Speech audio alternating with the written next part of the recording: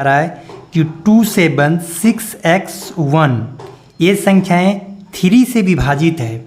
ये कोई नंबर दिया हुआ है और बोला जा रहा है कि ये संख्याएं 3 से विभाज्य है, तो x के संभावित मानों का योग ज्ञात करना है कि x के जगह पर हम क्या क्या रखेंगे और वह 3 से डिवाइड होगा और जो जो संभावना बनता है उनके सभी मानों का योग आपसे पूछा जा रहा है। तो कोई भी नंबर हो जो 3 से कटता हो तो उसका डिजिट का सम हमेशा और हमेशा कितना आना चाहिए, 3 के टेबल में आना चाहिए। जैसे एग्जाम्पल में हम लोग देख लेते हैं सबसे पहले कि अगर मान लेते हैं कि 108 है और यह नंबर 3 से कट रहा है, तो 3 से कटने का पीछे इसका क्या रीज़न है कि इसका डिजिट का सम देखिए, जोड़ के देखिए 8 + 0 8 और 1 9, इसका डिजिट का सम, डिजिट का योगफल 9 हो रहा है, इसी वजह से ये 3 से कट रहा है। जैसे में हम लोग देख लीजिए 45, ये भी 3 से कट रहा है। तो इसका 3 से क्यों कट रहा है, क्योंकि इसका डिजिट का योगफल 5 + 4 9 ये कट रहा है। जैसे में देखिए 36, ये भी 3 से कट रहा है। क्यों, जो इसका योग कीजिए नंबर का 6 + 3 9 और 9 3 से कट रहा है, इसी वजह से। तो आपने एक चीज़ समझ गए होंगे कि जो 3 से कटने का जो रूल है, ये कटने का रूल ये है कि उसके डिजिट का योगफल 3 से कटना चाहिए। तो उसी टाइप पे ये प्रश्न दिया हुआ है। तो मेरा यहाँ पर प्रश्न है, जो संख्या दिया हुआ है, नंबर ये दिया हुआ है, 2 दिया है, 7 दिया है, 6 दिया है और x है और ये 1 है, और ये बोल रहा है कि ये 3 से विभाज्य है। ये नंबर कौन सा क्या है कि 3 से विभाज्य है। अगर ये नंबर 3 से विभाज्य है तो 7 + 2 9 ये तो 3 से कट जाएगा, और 6 भी है वो 3 से कट जाएगा। तो बच क्या गया, यहाँ बच गया x और +1 बच गया, और ये कटना चाहिए 3 से। यहाँ से योगफल 7 और 2 9 हो गया, जो कि 3 से कट रहा है। 6 3 से कट ही रहा है, इसलिए ये दोनों नंबर को हमने हटा दिया जो कट रहा था। तो बच क्या गया x + 1, और ये 3 से कटना चाहिए। तो आप अब अनुमान लगाइए कि x के स्थान पर हम क्या रखेंगे। तो सबसे पहले देखिए यहाँ पर 1 दिया हुआ है, और यहाँ पर हम 2 अगर रख देते हैं x के स्थान पर, तो 2 + 1 3 हो जाएगा, जो कि 3 से कट जाएगा। तो एक हम लोग 2 रख सकते हैं। उसके बाद 3 3 जोड़ते जाइए, हम लोग 5 भी रख सकते हैं। देखिए 5 + 1 6 हो जाएगा, जो कि 3 से कट जाएगा। उसके बाद हम लोग 3 जोड़ दीजिए, 8 रख दीजिए, 8 + 1 9, जो कि देखिए 3 से कट रहा है। उसके बाद आप 11 अगर आप रखेंगे तो आप ई नहीं रख सकते हैं। क्यों नहीं, क्योंकि यहाँ एक ही डिजिट खाली है, केवल x, एक डिजिट वाला, तो आप 2 डिजिट को रख ही नहीं सकते हैं। तो आपको पूछा जा रहा है जो संभावना बना, क्या क्या, ये तीन चीज़ें संभावना बना। एक आप 2 ले सकते हैं, 5 रख सकते हैं और 8 भी रख सकते हैं। तो इसका योग पूछा जा रहा है, सम पूछा जा रहा है कि संभावित x के स्थान पर क्या क्या संभावना बन सकता है 3 से कटने के लिए।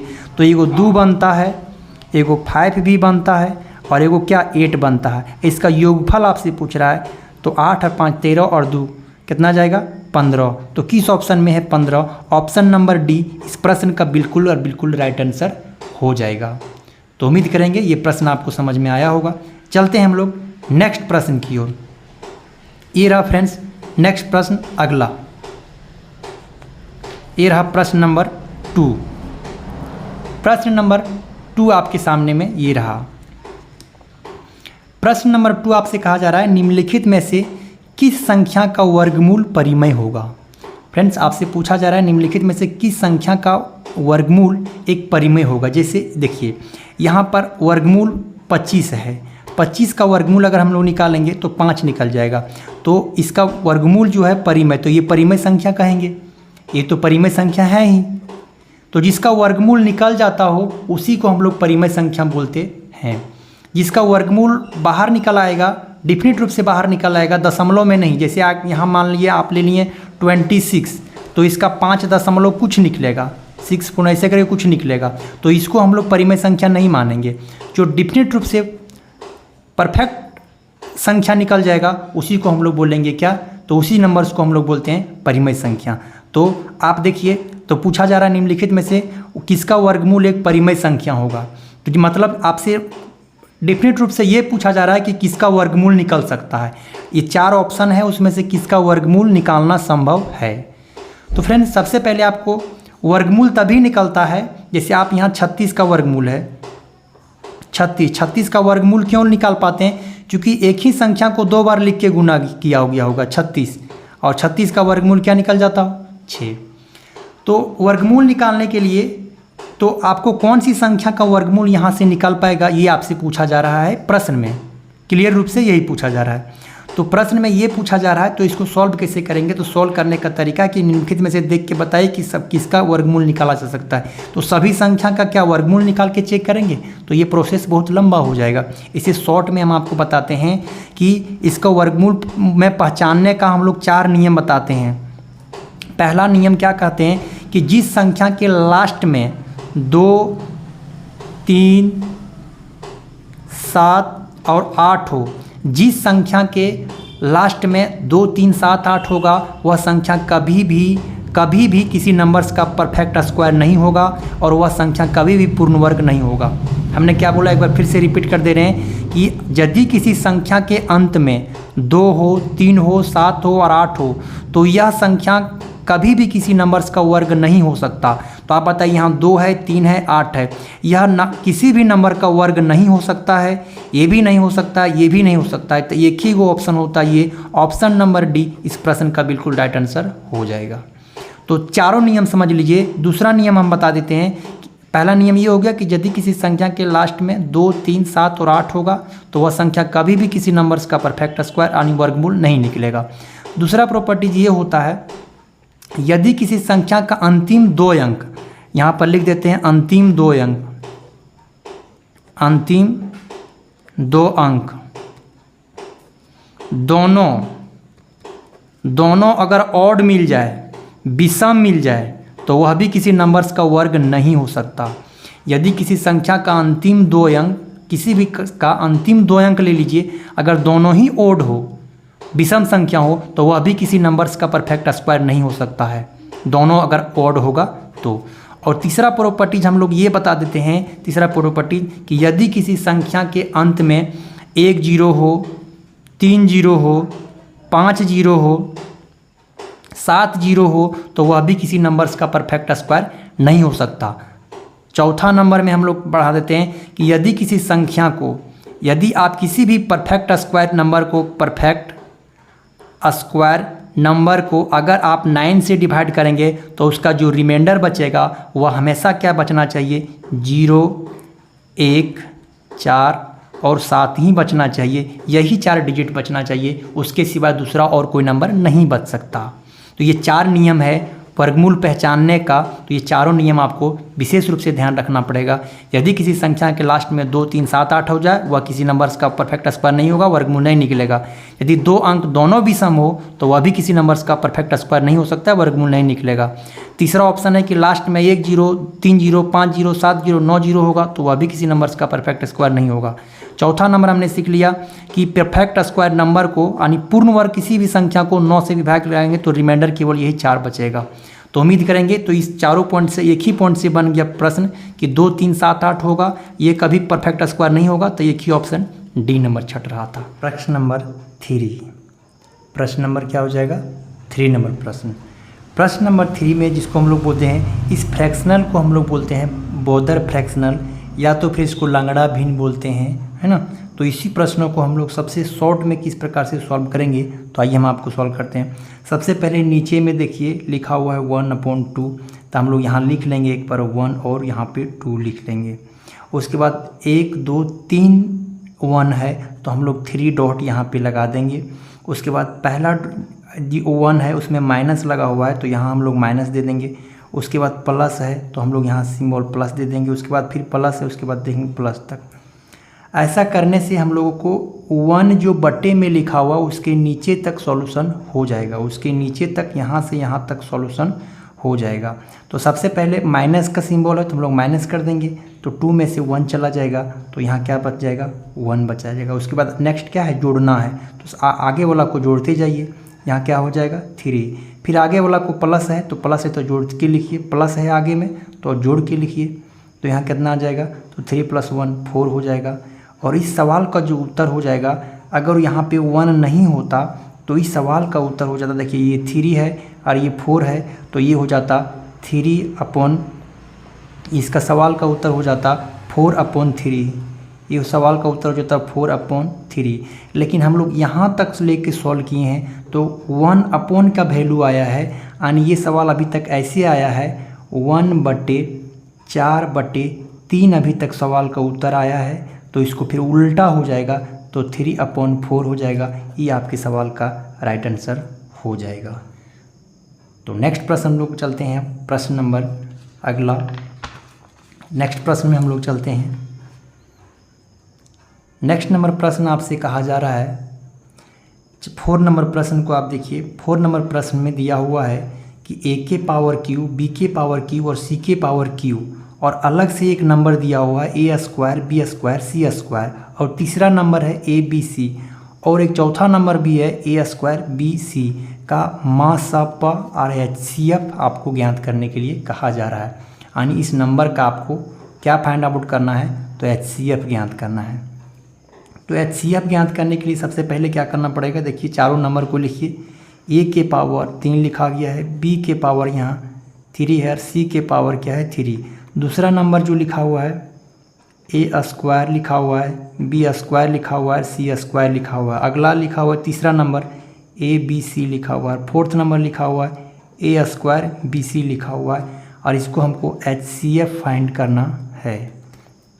तो सबसे पहले क्या देखेंगे, इसका सभी का बेस देखिए, सभी का बेस क्या कॉमन है, A B C A B C A B C A B, सभी का बेस में ए है, बी है और सी है, तो लिख देंगे ए बी सी। उसके बाद आपको क्या करना है, इसका HCF के लिए मिनिमम वैल्यू, पावर के मिनिमम वैल्यू को लेते हैं, और LCM निकालने के लिए मैक्सिमम वैल्यू। तो हम लोग HCF निकाल रहे हैं तो इसकी मिनिमम वैल्यू, ए का मिनिमम वैल्यू कहाँ है, यहाँ पर पावर मिनिमम वैल्यू यहाँ 2 है, यहाँ 1 है तो 1 ही रहेगा, यहाँ 2 है, यहाँ 3 है तो यहाँ 1 ही, तो 1 ही रखेंगे। बी का फिर मिनिमम वैल्यू खोजिए, देखिए यहाँ पर भी केवल बी है और यहाँ पर भी केवल बी है तो बी ही रह जाएगा। और सी का भी मिनिमम वैल्यू खोजिए तो सी ही है। मिनिमम वैल्यू किसी में से देखिएगा, इन चारों संख्याओं में से सबसे मिनिमम वैल्यू जिसके पास रहेगा उसी को आपको लिख देना है, और यही आपके सवाल का आंसर हो जाएगा। तो उम्मीद करेंगे कि ये भी प्रश्न आपको समझ में अच्छी तरीक़ा से आ गया होगा।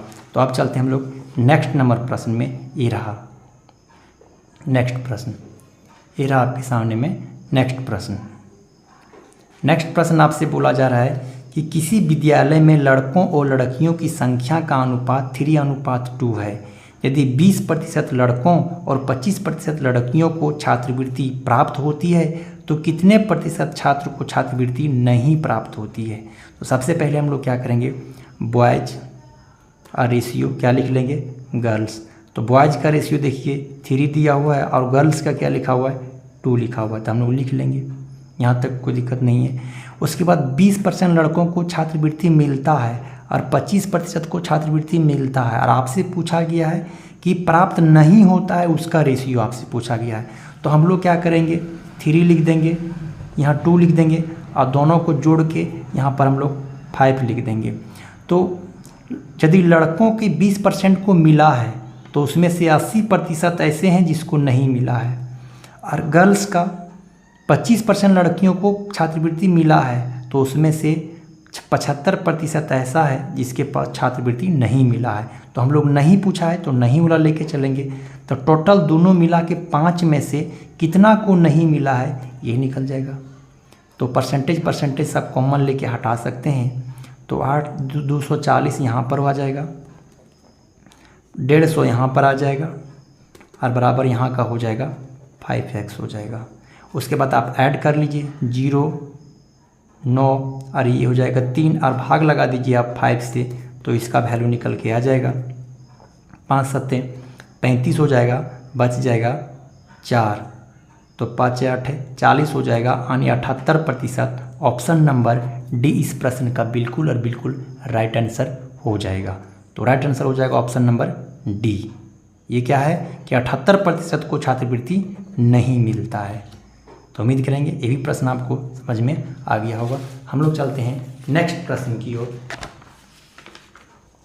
तो ये रहा फ्रेंड्स आपके सामने नेक्स्ट प्रश्न, प्रश्न नंबर नेक्स्ट 6 नंबर प्रश्न। 6 नंबर प्रश्न से आप स्टार्ट किए। पूरा यदि 15 संतरों का क्रय मूल्य और 20 संतरों का विक्रय मूल्य बराबर है, तो हम लोग यहाँ क्या लिखेंगे, 15 संतरों का क्रय मूल्य और 20 संतरों का सेलिंग प्राइस विक्रय मूल्य बराबर है। 15 संतरों का CP और 20 संतरों का SP इज बराबर है, तो हम लोग बराबर लगा दिए। अब CP और SP का आप रेशियो ले लीजिए, तो उलट के रेशियो बनता है, ये 20 इसके पास चल जाएगा और 15 इसके पास चल जाएगा। तो आपसे पूछा जा रहा है लॉस प्रतिशत ज्ञात कीजिए। तो बताइए, खरीदा गया था 20 में, बेचा गया है 15 में, तो लॉस होगा, कितना का लॉस हो जाएगा? 5 का।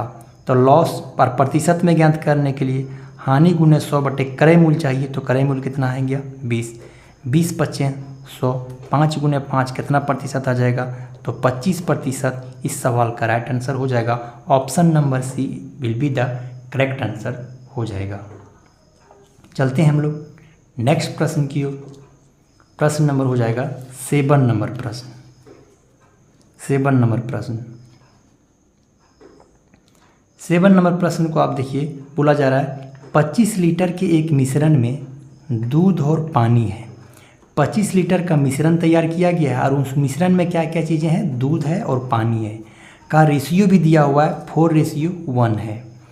कितना लीटर दूध और मिलाया जाना चाहिए कि यह अनुपात 16:1 हो जाना चाहिए, यानी मिल्क हो जाएगा 16 और वाटर हो जाएगा 1। तो सबसे पहले हम लोग क्या करेंगे, बोला जा रहा है कि कितना लीटर दूध और मिलाया जाना चाहिए, कितना लीटर दूध को और मिला दिया जाए कि रेशियो ये बन जाएगा। चलिए कोई बात नहीं, तो सबसे पहले दूध को मिलाया जाएगा, तो दूध कभी बराबर नहीं होगा, तो दोनों जगह हम पानी को इक्वल कर देते हैं। तो पानी को जब हम लोग इक्वल करेंगे तो देखिए यहाँ पर लिखा हुआ है 25 लीटर यहाँ पर दिया हुआ है। चलिए ठीक है, उसमें से वाटर कितना हो जाएगा? 1/5 भाग वाटर है। अब उसमें से 25 लीटर में से यहाँ मिला दिया गया है, कितना लीटर नहीं पता, लेकिन इसमें से आप देखिए वाटर यहाँ भी लेना पड़ेगा, यहाँ पर भी वाटर, यहाँ पर भी मिलाया गया है दूध, इसलिए दूध कभी बराबर नहीं होगा, वाटर बराबर हो जाएगा। तो 1/16 और 1 कितना हो जाएगा? 17 हो जाएगा। 16 और 1 कितना हो जाएगा? 17 हो जाएगा। तो यहाँ से आप इसको सॉल्व कर लीजिए, 5 से काटिए, तो ये 5 बार में कट जाएगा, तो 17 गुने 5 ये 85 हो जाएगा, बराबर यहाँ से हो जाएगा 25 और प्लस क्या? x। तो x बराबर आप निकालेंगे तो 5 को इधर ला के माइनस हो जाएगा, और यहाँ से 7 में चल जाएगा, 8 में चल जाएगा 2, तो कितना हो जाएगा? 8 में 2 चल जाएगा, तो 6 लीटर 60। तो किस ऑप्शन में है? तो option number C will be the correct answer हो जाएगा। चलते हैं हम लोग नेक्स्ट प्रश्न की ओर। ये रहा आपके सामने नेक्स्ट प्रश्न। राम और श्याम के बीच एक धनराशि 8:19 के अनुपात में विभाजित की जाती है। यदि श्याम को 247 रुपया प्राप्त होता है तो राम को कितना हो जाएगा? तो सबसे पहले राम और रेशियो दिया हुआ है शाम, तो इसका रेशियो 8 है और इसका रेशियो दिया हुआ है 19। तो आपसे पूछा जा रहा है कि यदि श्याम को मिला है 247 रुपया, अर्थात रेशियो 19 का वैल्यू दे दिया है, श्याम का वैल्यू दे दिया है, श्याम को रेशियो मिला है इतना, लेकिन इसका वैल्यू दिया हुआ है 247 रुपया। तो पूछा जा रहा है तो राम को कितना मिला है ये पूछा जा रहा है, यानी 8 का वैल्यू आपसे पूछा जा रहा है। तो 247 ये किसका वैल्यू है? 19 का, और पूछना चाह रहा है 8 का, तो इसको निकाल दीजिएगा। तो यहाँ से निकाल लेंगे, एक बार में कट जाएगा, बच जाएगा कितना? 5 बन जाएगा, 19 दिया 57 हो जाएगा, 13 गुने 8 104 हो जाएगा। किस ऑप्शन में है? तो ऑप्शन नंबर ये will be the correct answer हो जाएगा। चलते हैं हम लोग 8 नंबर के बाद हम लोग चलते हैं 9 नंबर प्रश्न। ये रहा आपके सामने 9 नंबर प्रश्न। 9 नंबर प्रश्न क्या बोल रहा है? 9 नंबर प्रश्न क्या बोल रहा है? डी एक कार्य को 18 दिनों में कर सकता है, यानी डी किसी कार्य को 18 दिनों में पूरा कर सकता है, और ई उसी कार्य को आधे समय में कर सकता है। ई जो है उसी कार्य को आधे समय में, इससे आधे समय में मतलब 9 दिनों में ये पूरा कर सकता है। डी जितना समय लेता है उससे आधे समय में ई पूरा कर सकता है। कि दोनों को एक साथ कार्य करे तो कार्य कितने दिनों में समाप्त होगा? तो एलसीएम इसका टोटल वर्क निकाल लेंगे, तो टोटल वर्क हो जाएगा 18। तो 18 एकम 18 और 9 दूना 18। तो अगर दोनों साथ में जाएगा काम करने के लिए तो क्या हो जाएगा? 18/2 और 1 3 जाएगा, साथ में हो जाएगा तो 3 हो जाएगा। एक दिन में एक काम और एक दिन में 2 काम, तो एक दिन साथ में जाएगा तो 3 काम, तो 18 काम कब हो जाएगा? 6 दिनों में। किस ऑप्शन में है? Option number D will be the correct answer हो जाएगा क्वेश्चन नंबर डी का। तो नेक्स्ट प्रश्न हम लोग चलते हैं, लास्ट प्रश्न है और इस प्रश्न को हम लोग यहाँ पे सॉल्व कर लेते हैं। ये प्रश्न क्या बोला जाता है कि 2 पाइप ए और बी एक टैंक को क्रमशः 45 तथा 36 घंटों में भर सकता है। 2 पाइप ए है, ए भरता है 45 मिनट में और बी भरता है 36 मिनट में भर सकते हैं। ये दोनों पाइपों को एक साथ खोल दिया जाए तो टैंक को भरने में कितना समय लगेगा? तो इसका एलसीएम हो जाएगा 180, टीसी आ जाएगा। तो 45 चौके 180, 36 पचे 180 और बोला जा रहा है कि दोनों को अगर एक साथ खोल देंगे तो दोनों 180 लीटर की टंकी है, दोनों को 9, दोनों जाएगा साथ में तो 9 हो जाएगा, 9 दूना 18 अर्थात 20 घंटे में क्या हो जाएगा कि टंकी पूरा भर जाएगा 20 घंटे में। तो उम्मीद करेंगे ये प्रश्न आपको अच्छी तरीक़ा समझ में हो गया। तो वीडियो आपको कैसा लगा आप मुझे कमेंट बॉक्स में ज़रूर बताइएगा। तो आज की क्लास में बस इतना ही।